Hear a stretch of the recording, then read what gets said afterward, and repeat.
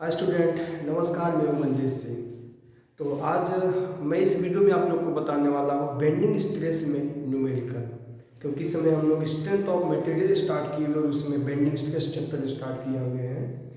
तो मैं आपके लिए बहुत ही अच्छा क्वेश्चन लिखा हुआ है, तो चलिए इस क्वेश्चन को देखते हैं। क्वेश्चन आज का है,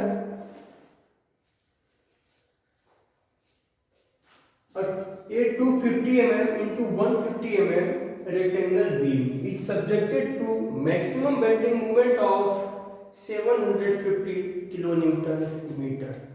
एक बीम है जिसकी साइज 250 mm into 150 mm है, ठीक है। और इस पर जो बेंडिंग मैक्सिमम बेंडिंग मोमेंट लगा हुआ है वो लगा हुआ है 750 किलो न्यूटन मीटर।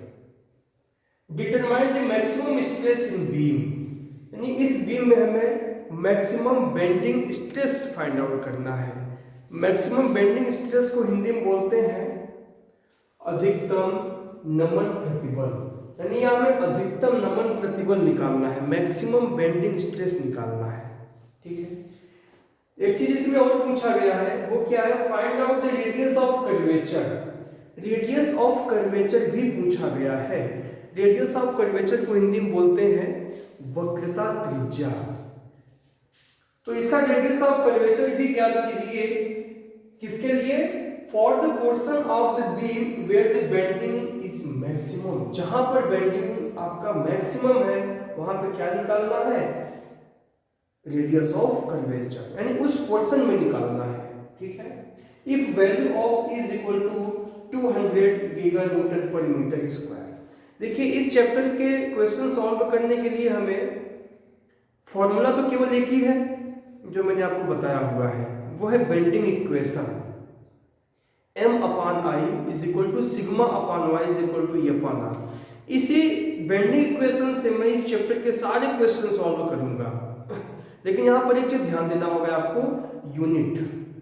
यहाँ पर जो हम बेंडिंग मोमेंट है, जो मोमेंट ऑफ इनर्शिया है, जो ब्रेड्थ ऑफ बीम है, डेप्थ ऑफ बीम है, जो आपका मॉडुलस ऑफ इलास्टिसिटी, इनकी जो यूनिट है ना, वो यूनिट ही आपको कन्वर्ट करना आना चाहिए, क्योंकि पूरा गलती बच्चे यहीं पर करते हैं। तो मैं आपको एक चीज बता दूं, यहाँ पर आप जो भी यूनिट में लेके चलेंगे वो या तो न्यूटन में लेके चलिए और या तो मिलीमीटर में लेके चलिए। बस इतनी बात आप ध्यान में रखिए, बस उसको, आपका क्वेश्चन कभी गलत नहीं होगा। ये माइंड में मत सेट कीजिए कि कभी किलो न्यूटन में है तो उसको वैसे सॉल्व कर लेंगे, कभी मीटर में है तो मीटर में सॉल्व कर लेंगे, सही सब आएगा। बट आप केवल एक ही चीज को लेके चलिए, आपको प्रॉब्लम नहीं होगा। बस आप कॉन्सेप्ट अपना क्लियर रखो कि हमें न्यूटन और मिलीमीटर स्क्वायर में ही उसे चेंज करके लेके चलना है, बस, ठीक है। ये मेरे अकॉर्डिंग है, काफी इजीली पड़ जाता है बच्चों को सॉल्व करने में। चलिए पहले जो जो वैल्यू दिया उसको लिख लेते हैं। सबसे पहले देखिए दिया गया है side of beam 250 mm into 150 mm। अब ये b इंटू डी के फॉर्म में है या d इंटू बी के फॉर्म में है, ये आपको अपने से सोचना होगा। जो मैक्सिमम वैल्यू होगा वही डेप्थ ऑफ बीम होगा, ये चीज ध्यान देना। कई बार क्वेश्चन में b इंटू डी के रूप में साइज ऑफ बीम दिया होता है और कभी कभी d इंटू बी के रूप में दिया होता है, और क्वेश्चन में ये चीज क्लियर नहीं करता है। अगर क्वेश्चन में क्लियर कर दिया तो ठीक है, अगर नहीं किया तो जो मैक्सिमम वैल्यू है उसे आप डेप्थ ऑफ बीम मान लेंगे और जो कम है उसे ब्रेड्थ ऑफ बीम मानेंगे आप, ठीक है। तो यहाँ पर देखिए 250 mm ज्यादा है तो ये d का वैल्यू हो गया d is equal to 250 mm। ये ऑलरेडी आपका मिलीमीटर में है, इसमें चेंज करने की हमें कोई आवश्यकता नहीं है। उसके बाद देखिए breadth of beam b is equal to दिया गया है 150 mm, 150 mm। ये दो वैल्यू आपका हो गया। Maximum bending moment 750 kilo newton metre, capital M दिया गया है 750 किलो न्यूटन मीटर। इसे चेंज कर लेते हैं। इसे कैसे चेंज करेंगे, M is equal to 750, 1 kilo, kilo को हटाएंगे 10 की पावर 3 का मल्टीप्लाई हो जाएगा, और 1 मीटर में 10 की पावर 3 मिलीमीटर, तो ये हो जाएगा 10 की पावर 6 न्यूटन मिलीमीटर। मैंने आपसे कहा था ये चीज कि केवल न्यूटन और मिलीमीटर ही आपको लेके चलना है। ठीक है, आगे देखिए, determine the maximum stress in beam, यानी आपको सिग्मा की वैल्यू फाइंड आउट करना है। सिग्मा क्या है? सिग्मा को मैंने मान लिया है यहां पर, सिग्मा है आपका बेंडिंग स्ट्रेस। बात सुनिए, चलिए पहले एक चीज सॉल्व कर लेते हैं, फिर आगे दूसरा चीज भी निकालेंगे, या जो वैल्यू उसको भी लिख लीजिए। वैल्यू ई दिया गया है, modulus of elasticity 200 giga newton per metre square. इसकी बात कर लेते हैं हम लोग। आपको ये वैल्यू अगर नहीं भी देता है ना, तो आप याद कर लीजिए कि अगर स्ट्रेंथ ऑफ मटेरियल के क्वेश्चन में आपको जो भी बीम का क्वेश्चन आएगा, हालांकि ये मटेरियल किस मटेरियल से बनाई गई है उस पर डिपेंड करता है मॉडुलस ऑफ इलास्टिसिटी, बट अगर नहीं देता है तो आप 2 × 10⁵ ले लेना न्यूटन पर मिलीमीटर स्क्वायर। ठीक है, क्योंकि स्टील बीम के लिए ई का वैल्यू 2 × 10⁵ न्यूटन पर मिलीमीटर स्क्वायर होता है। अब थोड़ा सा जनरल नॉलेज में आपको बता दूं, ई का वैल्यू आपको देगा किसमें, या तो गीगा पास्कल में देगा। अगर गीगा पास्कल में देता है तो आप इसे सीधा लिख देना 10⁻³ न्यूटन पर मिलीमीटर स्क्वायर। चेंज हो गया आपका ये।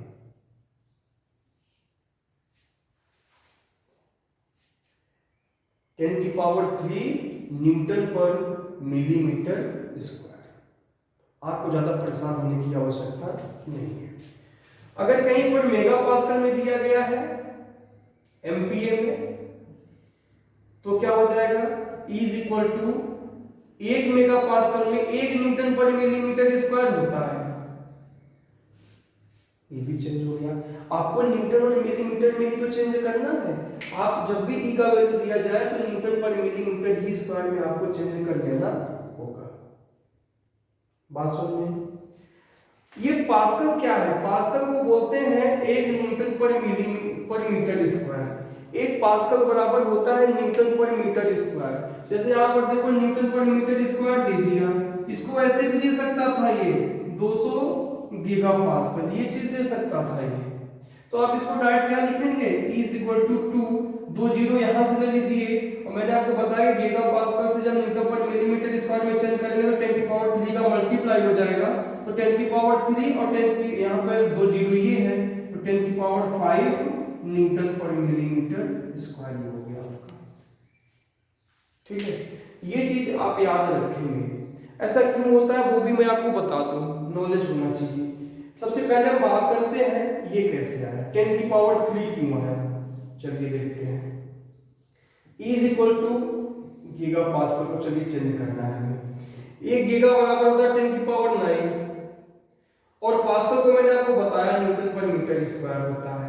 तो 10⁹ न्यूटन और 1 मीटर में 1000 में होता है, 1000 का स्क्वायर मिलीमीटर स्क्वायर।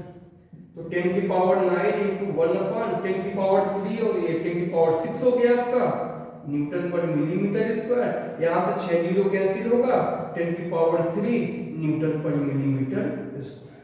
ये चीज आ गया।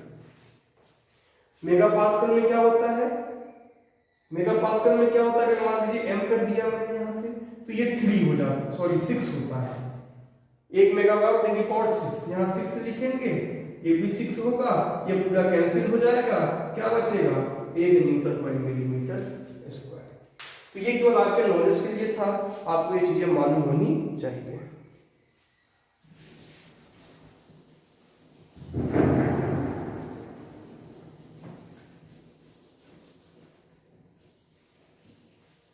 जो भी वैल्यू दिया गया वो मैंने आपको यहाँ पर पूरा लिख दिया, सब गिवन वैल्यू है आपका।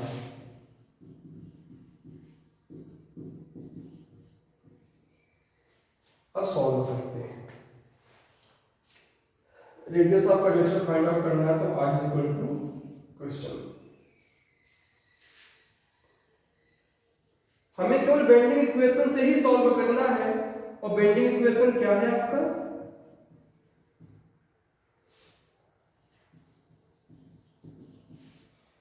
m/i is equal to sigma upon Y is equal to E upon are.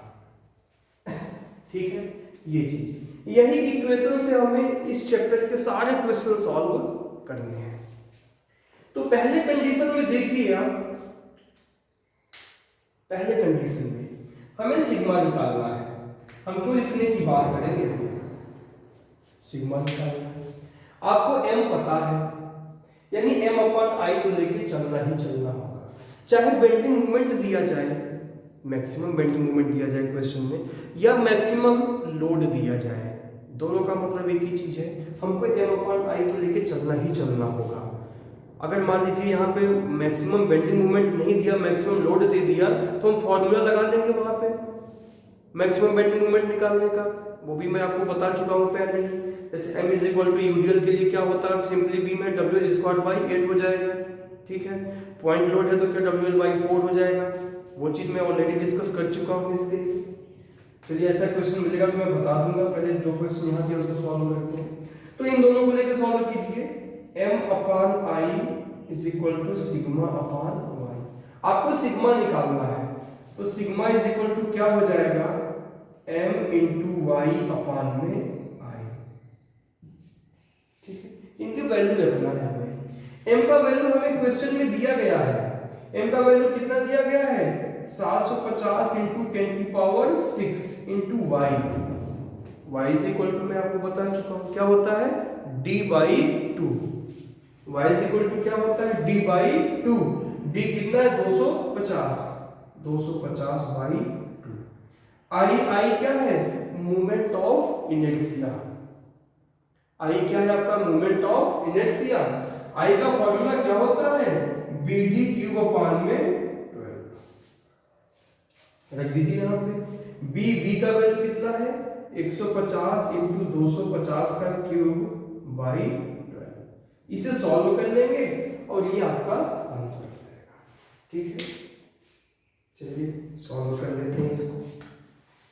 तो 750 इंटू 10 की पावर 6 इंटू 250 इंटू ये 12 ऊपर चला जाएगा, इंटू 12 डिवाइड बाई 150 इंटू 250 का क्यूब। तो ये आ गया आपका 960 न्यूटन पर मिलीमीटर स्क्वायर। बेंडिंग स्ट्रेस का यूनिट क्या होता है, न्यूटन पर मिलीमीटर स्क्वायर। ये आपका आंसर हो गया।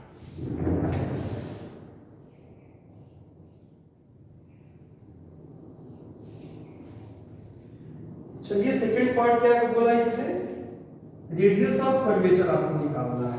कब निकालना है, where the bending is maximum. जब आपका बेंडिंग मैक्सिमम है उस पोर्शन के लिए हमें रेडियस ऑफ कर्वेचर क्या होगा, तो कैसे निकालेंगे हम, m upon I is equal to E upon R लेकर सॉल्व करेंगे। m upon I is equal to E upon R. यहां से आपको r का वैल्यू निकालना है, तो r का मल्टीप्लाई m के साथ हो जाएगा, तो r into M is equal to E into I. r is equal to E I upon में m। वैल्यू रख दीजिए सबका, e का वैल्यू 2 इंटू 10 की power 5, i is equal to क्या होता है, bd क्यूब अपॉन में 12। तो b का वैल्यू कितना है, 150 इंटू 250 का क्यूब बाई 12 अपॉन में m का वैल्यू कितना है, 750 इंटू 10 की पावर 6। सॉल्व कर लीजिए इसे, 2 into 10 to the power 5 into 250 का क्यूब इंटू 150 भी है, डिवाइड बाई 750 इंटू 10 की पावर 6 इंटू 12।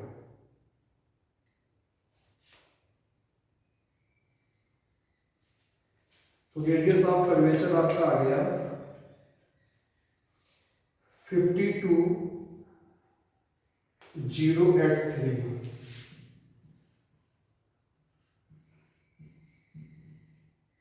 ये मिलीमीटर में आपका आ जाएगा।